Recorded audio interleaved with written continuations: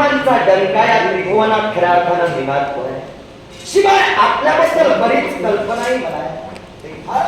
आपल्या त्या ख्यातिकीर्तीला, आपल्या अपरिमित अशा पराक्रमांना आणि आपल्याला मर्तिकावत नगरीचा नृपती राजा शाल्व प्रणाम करतो. वज्र निगळे होशील असा आशीर्वाद समाधान वाटलं. आपल्या पवित्र वाणीतून निघणारी वाघेश्वरी शाल्वानं ऐकली. मन माझं समाधानी झालं. पण निर्माण झालेलं समाधान काही क्षणापुरतं. याच्या मुळाशी कारण काय माहितीये का? ऐकूया. आपण ज्येष्ठ आहात. आपल्या समोर अधिकतम शब्दांनी बोलण्याची माझी पात्रता नाही. लहान तोंडी मोठाला घेतोय, प्रथमतः क्षमा करा. पण मनात जो प्रश्न थैमान घेऊ लागला, मनात ते शंकेचं वादळ उठलं, त्या अनुसरणच मी आपल्या या युद्धात खऱ्या अर्थानं खंडता निर्माण केली. याच्या मुळाशी कारण काय झालं माहितीये का? ऐकूया. काशी राजे आणि आपला संघर्ष सुरू होता. या संघर्षामुळे कुठंतरी या तीन जीवांच्या मनात कालवाकालव निर्माण झाली. ज्या तीन जीवांनी आपल्या सुखी आयुष्याची स्वप्न मनाच्या ठिकाणी रचली, सुखी स्वप्नांचे उंच मनोरे ज्या तीन जीवांनी रचले, ते मनोरे कुठंतरी ढासळले गेले. आणि म्हणूनच मी आपल्याला विनंतीपूर्वक सांगतोय, या शुभ कार्यात आपण ज्येष्ठ आहात. आपण विघ्न निर्माण करू नये. आपली जी शंका, आपलं जे उद्दिष्ट असेल, ते उद्दिष्ट या तिन्ही कन्यांचं त्यांच्या स्वयंवर पूर्ण झाल्यानंतर आपण विचारावं, ही आर्दवाची विनंती शाल्व करतोय.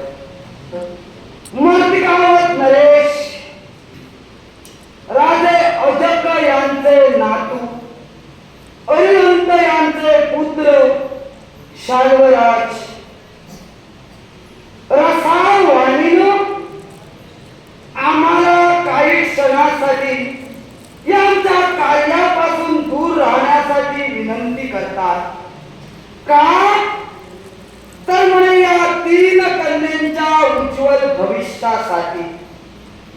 राजे शाल्व, पण त्याआधी तुम्ही बोलून गेलात, मी लहान तोंडी मोठा घास घेण्याचा प्रयत्न करतो. राजे, ही तुमची पहिली वेळ नव्हे. याच्या आधी तुम्ही बऱ्याच वेळा असे घास घेण्याचा प्रयत्न केला. काही वेळा तो घास आत उतरला, काही वेळा नरडीला अडकला. आणि जेव्हा नरडीला अडकला तेव्हा भीष्म तुमच्या समोर उभा होता. आणि त्यावेळी तुमचा जीव जाण्याची वेळ असताना देखील या भीष्मानं तुमच्यावर उपकार दर्शवून तुम्हाला वाचविलं. त्यामुळे आताचा जो घास घेतात तो मात्र विचार करून घ्या. याला कारण काय माहित आहे का? परिस्थिती. मी माझ्या सुखासाठी इथं उभा नाही.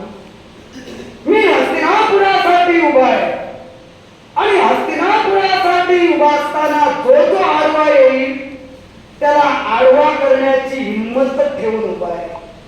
तेव्हा तुम्ही मध्यंतरी आलात म्हणून मला बोलावंसं वाटतंय ते एकच, शाल्वराज, जर का तुम्ही या तीन कन्यांच्या उज्ज्वल भविष्यासाठी म्हणून जर का प्रतिकार करत असाल आणि मला थांबवण्यासाठी विनंती करत असाल, तर आता जसे विचार तुम्ही तुमच्या मनानं केले तसे विचार जर का या तिघींच्या बापांना आधी केले असते आणि हस्तिनापुराला निमंत्रण दिलं असतं, तर मला अशा प्रकारचा वाद इथं निर्माण करण्याची वेळ आली नसती. हा पहिला प्रश्न झाला. आता दुसरी महत्वाची गोष्ट, तुम्ही बोलून गेलात की तुम्ही उदय घेऊन देखील या गोष्टीचा जाब विचारू शकला असता. राजे शाल्व, आमच्या हस्तिनापुराची पद्धत आहे, कदाचित तुमच्याकडे उलट असेल. नंदादीप तेवढ असतो, पण तो नंदादीप विजला, चोरानं चोरी करून चोर गेला की त्यानंतर त्या नंदादीपात तेल ओतावं. ही पद्धत तुमच्या मर्तिकावत नगरीत असेल, आमच्या हस्तिनापुरात नाही. तेव्हा ज्या गोष्टीचा जाप ज्यावेळी विचारला गेला पाहिजे त्याच वेळी तो विचारण्यासाठी मी इथं उभा आहे. तेव्हा माझी वेळ चुकीची धरू नका. तुम्हाला मी अजूनही सांगतोय, तुम्ही आमच्या वैरत्वात पडू नये.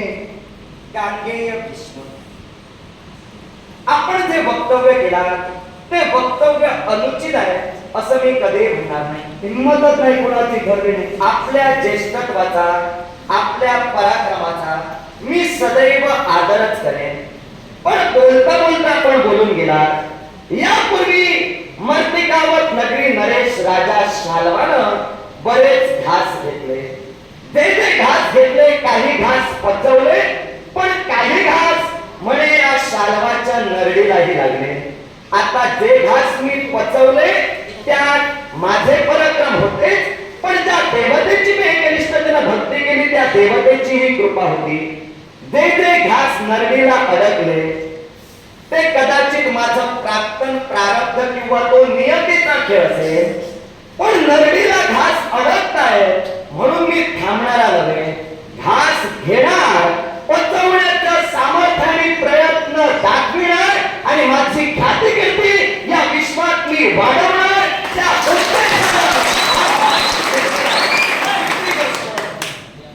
भीष्मराज, मी प्रथमतः आपल्याला म्हणालो, आपली योग्यता निश्चित महानच आहे. आपण बोलून मोकळे झाला. नंदादीपाचा विषय. नंदादीप तुमच्या हस्तिनापुरात सदैव तेवतच असतो. कदाचित आम्ही चोरी करून गेल्यानंतर म्हणे नंदादीप पेटवतो. मी या विषयाला म्हटलं नाही, पहिल्यांदा गैरसमज दूर करतो. तुम्ही कुणालाही म्हणा, पण जो व्यवहार तुम्ही मांडला त्या व्यवहाराला उद्देशून मी माझं वक्तव्य तुम्हाला सांगतोय. या विश्वात जे राजे समर्थ राज्यसकट चालवत आहेत त्यांना समर्थ राजा म्हणून या विश्वात ज्यांना गौरवलं गेलंय ते समर्थ राजे आपले नंदादीप सदैव तेवत ठेवूनच आहे. आणि म्हणूनच या विश्वाच्या पाठीवर समर्थ राज्यसकट चालवणारा एक समर्थ राजकर्ता या तुम्हा दोघांच्याही द्वंद्वात का मध्यंतरी पडला याच्या मुळाशी कारण होतं. हा जड घास मी घेतला याच्या मुळाशी कारण मी एक माणूस आहे. माणसानं माणसाला तारायचं असतं, माणसानं माणसाला कधी मारायचं नसतं. हा माणुसकीचा धर्म एक माणूस म्हणून मला सतेज राखायचा होता. कारण ज्या 3 जीवांनी आपल्या पुढील भवितव्याची उज्ज्वल स्वप्न आपल्या मनाच्या गाभाऱ्यात रंगविली ती स्वप्न कुठेतरी साकार व्हावी म्हणून मी उभा राहिलो. दुसरा विषय, एका राजकर्त्यानं दुसऱ्या राजकर्त्याला सहकार्य वेळोवेळी करायचं असतं. हा शास्त्रवंतांचा धर्म आहे. आणि म्हणूनच काशी राजांची बाजू मी घेतोय असा त्याचा अर्थ होणार नाही. पण सांप्रतच्या परिस्थितीचं अनुकरण करता एका राजाचं तत्व आणि माणुसकी जोपासण्यासाठी या शाल्वानं हे युद्ध थांबविलेलं आहे. शाल्वराज, विनंती माझी एकच आहे. काय तुम्ही बरंच काही वक्तव्य करता, करावं लागलं. आणि त्या वक्तव्यातून तुम्ही तुमचं मत प्रदर्शित करण्याचा प्रयत्न करता, पण बोलता बोलता तुम्हीच फसता. कसं काय? आता तुम्ही म्हणालात माणसानं माणसाला तारायचं असतं, त्याबद्दल मी तुम्हाला विचारणारच आहे. पण काय हो, काय आता तुम्हाला एका माणसानं दुसऱ्या माणसाला सहकार्य करावं, एका क्षत्रियानं दुसऱ्या क्षत्रियाला सहकार्य करावं म्हणून काशीराजांना सहकार्य करण्याचे शब्द जरा उशिरा आठवले. आणि पहिल्यांदा या 3 कन्येच्या भविष्याचा विचार आठवला. काय हो, शंका म्हणून विचारतो. जरूर विचारा. तुमचा काही हातखंडा तर नाही ना? नेमकं तुम्हाला काय म्हणायचं? नाही, समजणाऱ्याला फक्त तेवढं पुरेसं आहे. तुमचा काही हातखंडा तर नाही ना? नाही नाही, विचारतोय. असेल तर सांगा. तुम्हाला नेमकं काय सांगायचं स्पष्ट सांगा, म्हणजे मला काय समजलं तरी सांगेल. तर समजूनच सांगतो.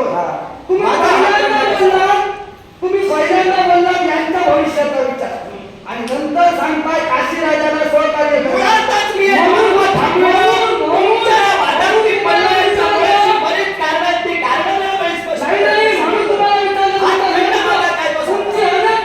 तुमचं एक कारण ठरवा. महाराज हा तुम्ही येताना एकच कारण घेऊन आला हो. म्हणजे तुम्हाला निमंत्रण का पोचलं नाही मला हे तुमचं हस्तिनापुराची राजगादी हस्तिनापुराच्या राजगदीला निमंत्रण का पोचलं नाही हे एकच कारण तुम्ही घेऊन आला पण मी ज्या अगदी द्वंद्व थांबलो त्याच्या मागे अनेक कारण आहेत मग ती अनेक कारण मी स्पष्ट करतोय मग एकाच कारणाकडे मी कसं काय धावावं? एकच आहे कारण तुम्ही बोलताना पहिल्यांदा यांचा विचार करता आणि नंतर काशीराजांचा विचार करता. ते म्हटलं मी त्यांचाही विचार केला काशीराजांचाही विचार केला माझ्या धर्माचाही विचार केला आणि अबाधित प्रजाजनांचाही विचार केला. बरं राजा कुणाचा आधी विचार करावा हे जरा आठवणीत ठेवा. हे सारे विचार माझे जर सफलतेच्या दिशेने मला न्यायचे असतील तर यावरचा पर्याय मला एकच दिसतोय तुम्हाला समजावून सांगणं म्हणूनच तुम्हाला सांगतो तुम्ही ऐका. जरा तुम्हीच विचार करा आणि तुम्ही योग्य ती पावलं उचला. सर्वराज आम्ही पावलं उचललेली आहे. आम्ही सुद्धा समजावण्याचा प्रयत्न करण्याची पावलं उचललेली आहे. तुमचा समजावण्याचा प्रयत्न जर का आम्हाला असेल हा. आणि म्हणे माणुसकीचा धर्म असेल काय हो माणुसकी तुमची आत्ता जागी झाली की याच्या आधीपासून आहे. मी राजा आहे माझ्यातली माणुसकी आणि माझं राजतत्व मी जिथं राजा झालं की तो तिथपासून जोपासतोय.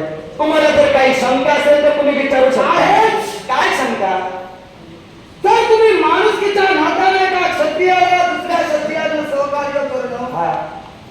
हा जर का क्षत्रियाचा एका माणसाचा धर्म आहे तर सांगा हो आमची माता म्हणजे सत्यवती आमचे पिताजी शंतनू महाराज या शंतनू महाराजांचं देहावसन झालं ते स्वर्गवासी झाले अगदी काही 4 दिवस झाले असतील आणि आमच्या माता सत्यवती हिच्या अभिलाषेनं चेदी नरेश राजा उग्रायुध यांनी तिची मागणी करण्यासाठी आमच्या जवळ दूध पाठविला.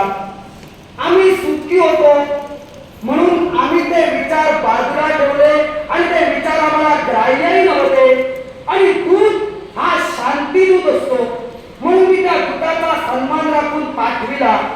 त्यापेक्षा इतरत्र कोण असता तर त्याची गरज केली नसती पण मी धर्माच्या अनुष्ठेनं धर्मानं चाललो पण त्या उग्रयुधानं मागचा पुढचा विचार न करता आम्ही सुखी असताना आमच्या हस्तिनापुरावर आक्रमण केलं. माझ्या हस्तिनापुरावरची धूळधाण उठण्याचा प्रयत्न केला तेव्हा तुमची माणुसकी काय झोपली होती. तेव्हा तुमचं क्षत्रियांना सहकार्य करण्याचं माणसाचं धर्म कार्य कुठे ठेवला होता. बोला माझ्या प्रश्नाचं उत्तर द्या. गांगेय भीष्म शंका तुम्ही रास्त उपस्थित केला. तुम्ही सुखी होता. तुमची पितृदेवता शंतनू राजे ज्यावेळी मृत पावले त्यावेळी त्या उग्रयुधानं तुमच्यावर आक्रमण केलं असं तुम्ही म्हणाला. आक्रमण तुम्हाला सांगून केलं होतं की मला सांगून केलं होतं? याच्या आधी तुमच्यावरती आक्रमण झाली सांगून झाली ही कशी होती. म्हणजे आक्रमण जे झालं ते अनाहूतपणे झालं. मग माझा प्रश्न आता ऐकून घ्या. तुम्ही प्रश्न केलात मी रास्तच समजेल पण तुमच्या प्रश्नाला बदल देत जर का माझं वक्तव्य ठेवायचं झालं तर आक्रमण ज्या उग्रयुधानं केलं त्याची कल्पना तुम्हालाही नव्हती आणि मलाही नव्हती. जर मला कल्पना असती तर माझा माणुसकीचा जो धर्म आहे तो सतेज ठेवण्यासाठी माझ्या सैन्यानिशी मी आलो असतो. त्या पलीकडे जाऊन जर विचार केला तुम्हाला जर एखाद्या राजकर्त्याच्या सहकार्याची जर गरज असती तुम्ही संदेश ऐका माझं पूर्ण झालेलं नाही. तुम्हाला जर एखाद्या राजकर्त्याच्या सहकार्याची गरज असती तुम्ही संदेश पाठविला असता आणि मी जर आलो नसतो तर माझी माणुसकी मेली असं ग्राह्य धरून ठरवलं पण ज्या अर्थी आक्रमण अनाहूतपणे झालं त्याची कल्पना मलाही नव्हती आणि तुम्हालाही नव्हती. अर्थात ते आक्रमण तुमचं तुम्हीच निस्तरायला हवं पण आता ते माझ्या समोर घडतंय त्याचा मी प्रत्यक्षदर्शी पुरावा आहे. अर्थात माझ्या नेत्रासमोर ते घडतंय त्याला आळा घालणं माझा धर्म आहे. मी माझ्या काय म्हणे तुम्हाला युद्ध तेव्हा पुकारलं गेलं हे माहीत नव्हतं म्हणून तुम्ही मागे राहिलात. तुम्ही माणुसकीचा धर्म सांगताय आणि म्हणे सहकार्य करण्यासाठी आम्ही बोलविलं पाहिजे होतं. म्हणजे ते युद्ध चालू असताना हस्तिनापुरातून तुम्हाला